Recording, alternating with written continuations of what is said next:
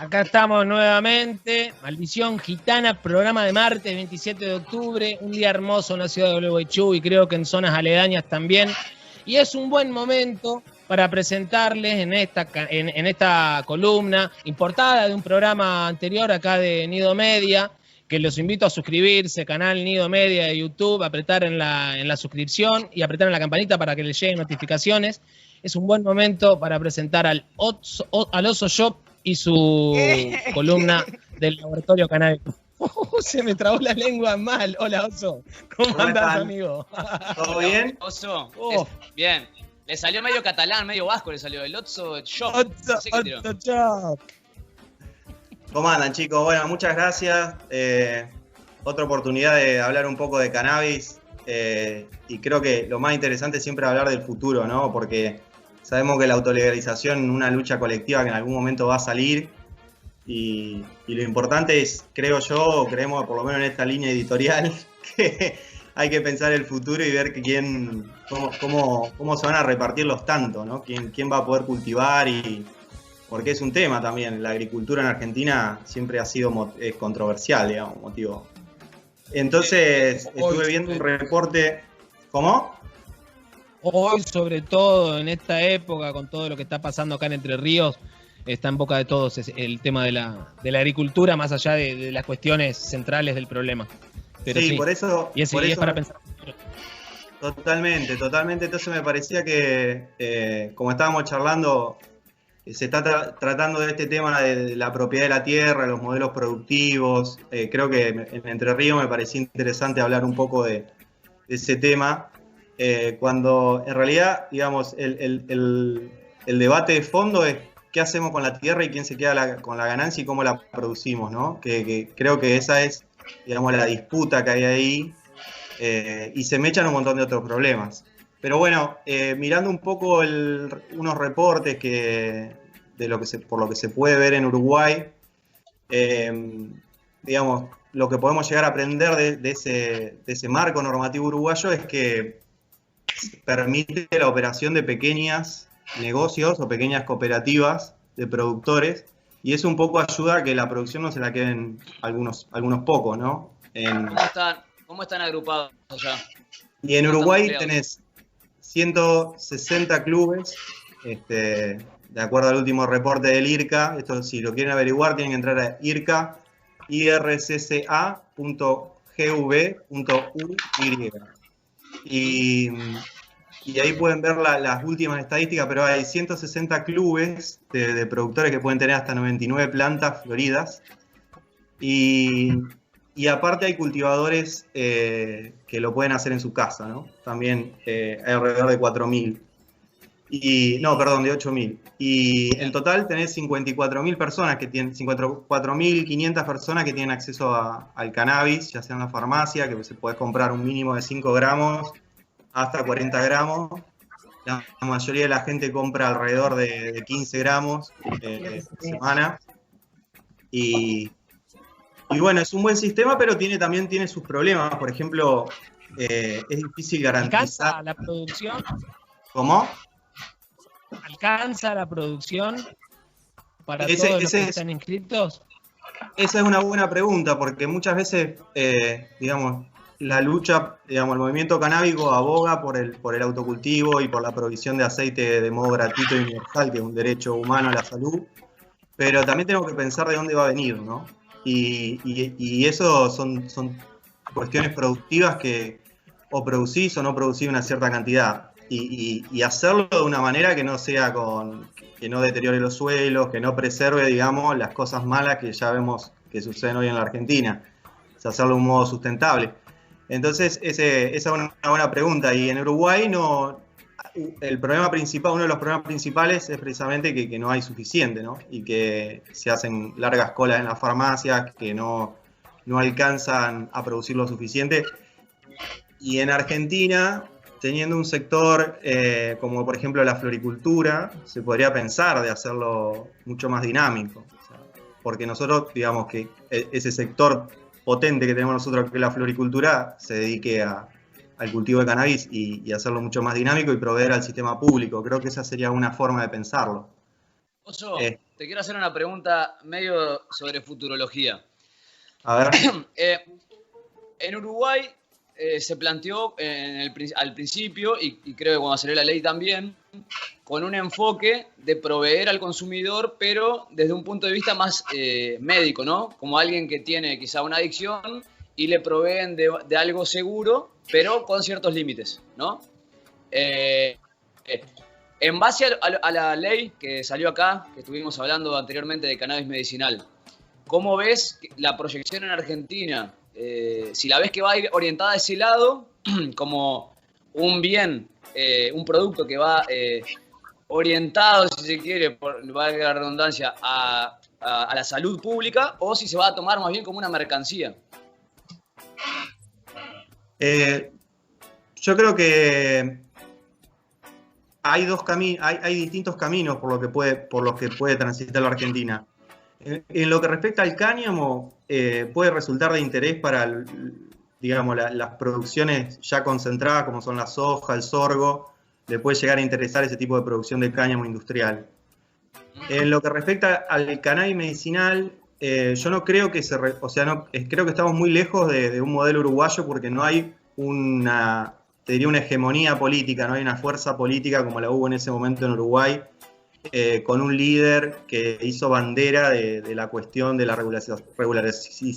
regularización de las drogas o regulación de las drogas, que lo hicieron con un enfoque de reducción de daño, ¿no? O sea, de garantizar acceso seguro, sin pesticidas, para reducir el daño y también, digamos, tener en cuenta que el IRCA, que es el instituto que regula el cannabis, no solo regula la producción y extiende los permisos, sino que también educa sobre el problema que traen las drogas y los consumos problemáticos. O sea, eso es importante, porque en Uruguay el enfoque en ese sentido fue más, te diría, a la portuguesa o a la holandesa de la reducción de daños, o el Canadá tiene un modelo así también.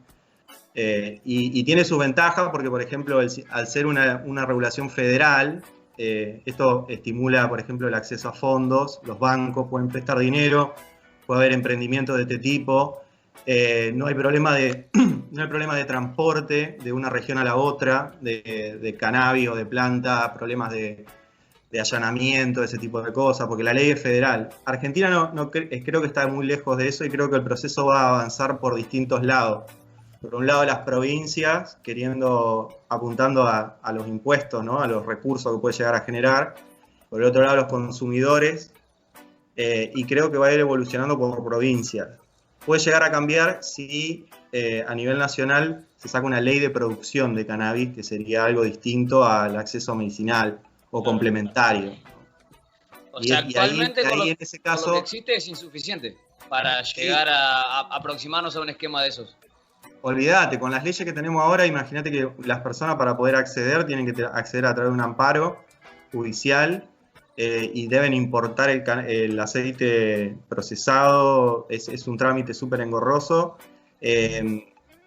y lo que se está haciendo es que las provincias se están adaptando a la ley 27350 para regular la producción en las provincias, pero estamos muy lejos del modelo uruguayo. Digamos, para tener un modelo uruguayo hace falta, o haría falta, creo yo, una ley de producción de cannabis, que tenga todos estos componentes que venimos charlando, la agroecología por un lado, pero también la productividad, asegurar que tengamos soberanía, ¿no? En cierto sentido, poder tener nuestro aceite, nuestra tecnología, no tener que...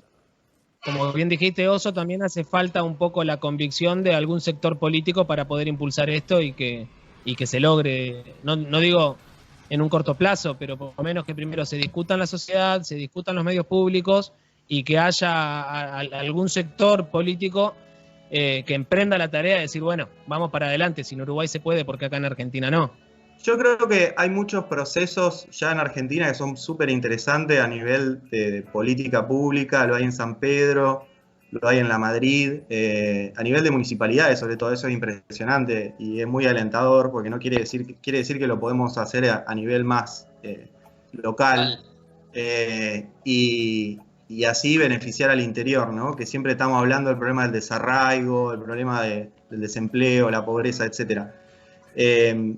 Y hay desarrollo interesante en Río Negro. Yo creo que lo más interesante quizás esté en Misiones ahora, porque Misiones tiene una empresa mixta, o sea, parte del Estado, parte privada, que produce cannabis, otra empresa que produce aceite. Entonces, en realidad no produce cannabis, tiene una fábrica biotecnológica, la biofábrica, que es muy importante. Así que en ese sentido creo que Misiones muy interesante. Y la ley aparte tiene el mejor clima de Argentina quizá para la producción. Eso es muy relativo con el cannabis, aunque si haces a cielo abierto sí te puede llegar a influir, pero el cannabis se adapta muy bien y en general los cultivos también se pueden hacer bajo techo o en invernadero, así que, digamos, sí, obviamente el clima influye, pero no tanto el suelo, te diría. Bien. Tengo una consulta sí. de un televidente que ha mandado su material. Volviendo al viejo formato de Cultivando por 2 pesos, es un nombre que le habíamos dado. Bueno, tengo ahí unas fotos que mandó un televidente consultando porque dice que tiene 2 meses y medio la planta y no ha florado. A ver si la puede poner Santi. Ahí tenés. ¿Y esa planta está en exterior? Aparentemente sí. Y bueno, puede ser que no haya alcanzado la madurez porque tenga una luz que la contamine a la noche, entonces no interpreta que no tiene una noche continua. Si puede haber un farol de la calle o un tubo fluorescente o lo que sea que está en un patio, la planta se estresa y interpreta que, digamos, no interpreta que hay noche, interpreta que de algún sentido le llega luz y eso te puede retrasar el sexado. Es muy común. Digamos que le vendría bien esconderla en un lugar oscuro, tipo una casilla, con algo de aire, con corriente de aire. Sí, digamos, un método que se podría utilizar es tomar la planta y darle 12 horas de luz afuera, así como está perfecto, pero ser muy preciso durante quizá 10 o 15 días, meterla y tenerla 12 horas en un espacio cerrado pero ventilado. Entonces por ahí si esta persona puede quizá poner un turbo adentro de un placar y tenerlo ventilado, pero que esté totalmente oscura, ¿no? O sea, con burlete, eso sale en Mercado Libre, muy poca plata, los burletes autoadhesivos, no debe entrar nada de luz. Y así puedes inducir, digamos, el sexado en la planta porque la planta interpreta que, bueno, que se viene el invierno, etcétera, ¿no? Que se acortan los días. Bien. Buena, se lo vamos a pasar al televidente si es que no lo está viendo. Gran consulta. A ver. ¿Qué es? No sé si es una consulta o no. Che, Oso, escuchá. Entonces, ¿en qué veníamos? Ah, pará, mirá, acá tengo la otra consulta, no la entendía. Tengo 2 plantas en maceta chiquita y una se murió porque se cayó para el costado. ¿Me recomienda trasplantarla? Y lo trata de usted encima. Me gustó eso. Pero se murió, si se murió no la va a trasplantar. Hay como una contradicción. Claro, está mal orientado este agricultor. Evidentemente.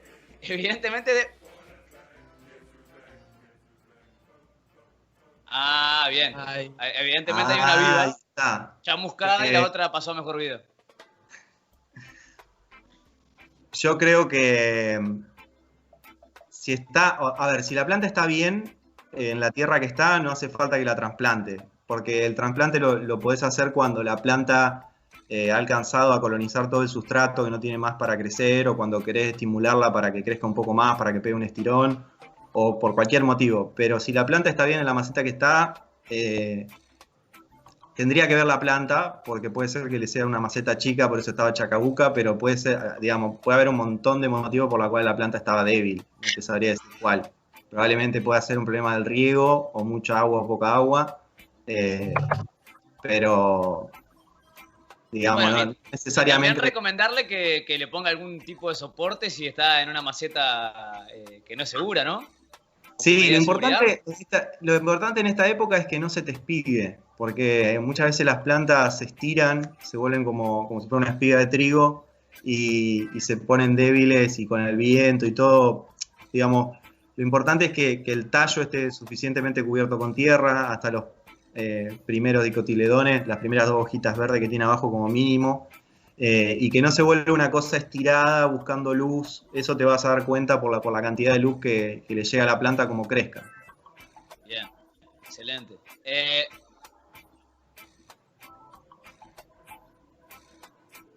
Y bueno, en ese caso... Bien, que dice el usuario que no le dan la maceta para que la tierra llegue a los cotiledones.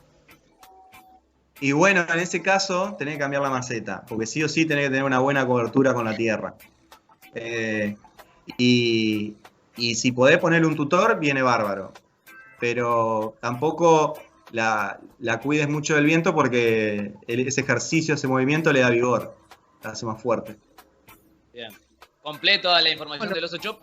El que quiera evacuar consultas, como veníamos haciendo anteriormente, nos manda a nidiomedia.canal@gmail.com o mismo comenta en el chat de YouTube y el Oso evacúa en vivo las consultas que tengan para su Sí, si no, le mandamos un mail, no pasa nada. Me encanta, me encanta. Che, Oso, ¿cómo seguíamos con el tema, antes de que yo te interrumpiera, con el tema Uruguay y perspectiva en Argentina?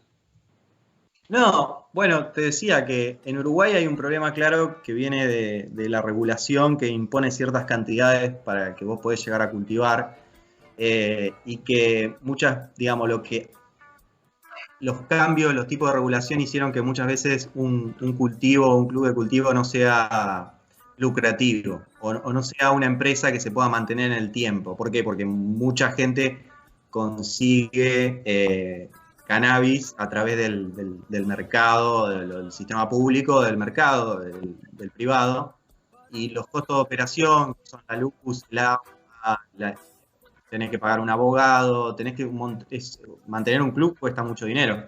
Entonces muchas veces esos clubes dejan de existir por una cuestión de mercado, pero entonces nosotros desde Argentina y pensándolo desde el desarrollo regional, lo que podríamos plantear es que si hay esa energía emprendedora, digamos, ese conocimiento local en esos clubes, porque la cultura canábica genera este tipo de clubes, que no son startups, no son corporativas, pero son emprendimientos para producir algo, para consumir. Porque, digamos, te diría que es como un impulso de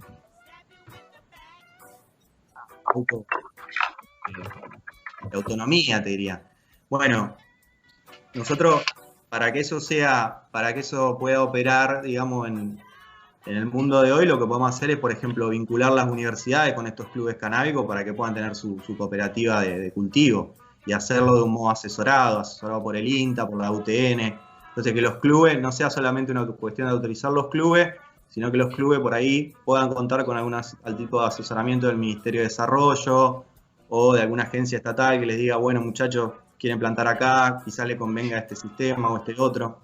Oso, y te pregunto, ¿no existen ya asociaciones o quizás no tienen personería, pero son grupos de gente que se junta de manera colaborativa con la que por ahí se pueda empezar a trabajar? No con la figura del club, que quizá no es algo que tenemos ya acá, puede funcionar bajo otra forma y quizá empezar a vincularse, qué sé yo, con, no sé, madres que sí, yo creo que aceite para sus hijos, no sé. Digamos, el tema del abastecimiento de los usuarios medicinales es un debate que no lo vamos a resolver en una conversación por Skype, pero es complejo, hay distintas formas de arreglarlo y eso tiene que salir del debate político, tiene que ser un acuerdo político. Hay distintas formas de acceder, puede ser una forma de acceso a través del sistema público gratuito, pero tenés que asegurar que alguien plante ese cannabis y es muy difícil que el Estado lo haga porque sabemos que el Estado ya está recargado de un montón de cosas que tiene que hacer. Ese cultivo de algún lado tiene que salir. En cuanto al autocultivo, yo creo que es una buena idea, pero hay que reconocer quizá la preocupación de la comunidad médica en que la gente no se intoxique haciendo aceite en su casa. Entonces, quizá el Estado lo que podría tener es un servicio de tutoría, un servicio de asesoramiento o un consejo en el que la gente, y un servicio de testeo gratuito de metales pesados, de contaminantes, ese tipo de cosas, para que la gente pueda decir, bueno, yo hice esto en mi casa, decime qué tal, si está bien elaborado o no, etcétera. Yo no soy de casarme con una postura y decir, bueno, por acá viene el camino. Yo lo único que estoy convencido es que si queremos tener una cierta independencia y asegurarnos de tener aceite y medicina para todos, hay que ver la forma de producirlo de la manera más equitativa, ¿no? Y ahí entran las pymes y las corporativas, las cooperativas.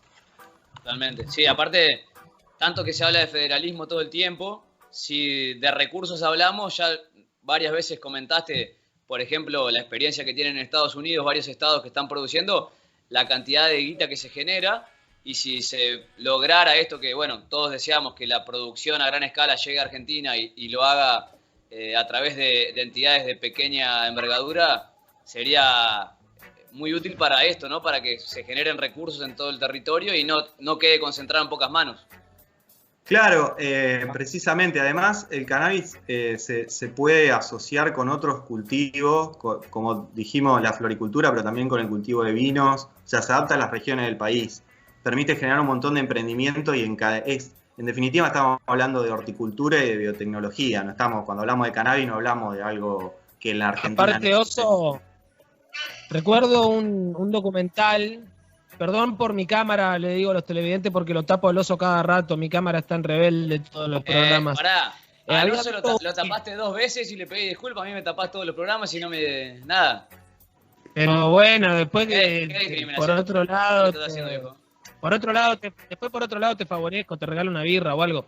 Oso, hay un documental que se llama Grass, que creo que significa porro en inglés, que muestran, no hablan específicamente del porro, sino de la demonización y el macartismo que se hace en una época determinada de Estados Unidos contra la marihuana. Pero el trasfondo era la producción de cáñamo por ser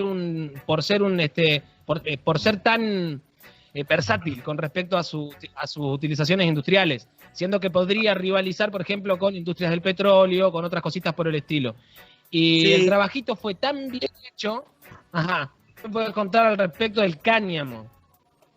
Claro, yo la verdad no estoy estudiando el cáñamo industrial, la verdad no tengo una expertise en ese tema, pero entiendo de lo que me hablas. Yo lo que sí sé que, digamos, acá en Estados Unidos la prohibición del cannabis desde un comienzo, te diría, estaba asociado con un consumo de los negros, y como un consumo que los hacía entrar en trance a los negros que escuchaban blues en el sur y como ser una droga que les daba cierta algarabía particular y siempre fue demonizada desde ese lado, desde un comienzo como un consumo sectario en ese sentido.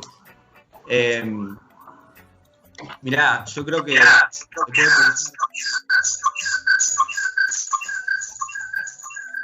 Ajá. Metimos un efecto ahí, un yo feedback. Creo que... ¡Wow! Adelante.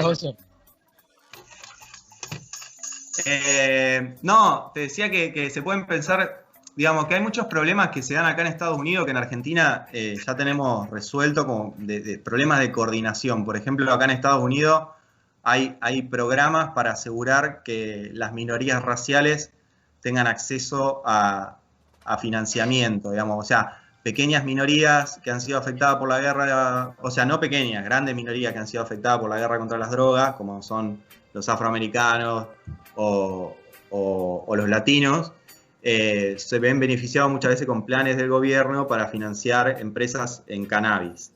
El tema es que a ellos les cuesta mucho regular quién puede tener acceso a ese financiamiento o no, y nosotros en Argentina podemos tener una llegada a los territorios mediante los movimientos sociales, tenemos instituciones que no son solamente el mercado, la iglesia, por más que yo no, digamos, creo en la separación del Estado y la iglesia, pero a ver, hay que también entender cómo llegar a los territorios, y la Argentina en ese sentido tiene una red de política que funciona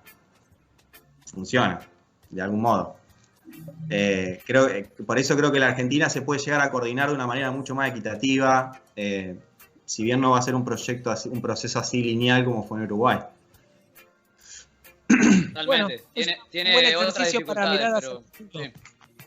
Es un buen ejercicio para mirar hacia el futuro. Así que, Oso, queremos seguir hablando de futurología con respecto al cannabis medicinal en Argentina y quizás en algún momento, después de lo que pasó hace un par de días, que con un decreto, algo iba, un proyecto de ley, no sé qué es lo que se iba a tratar. Mirá, Sí, lo hablamos, ya no me acuerdo.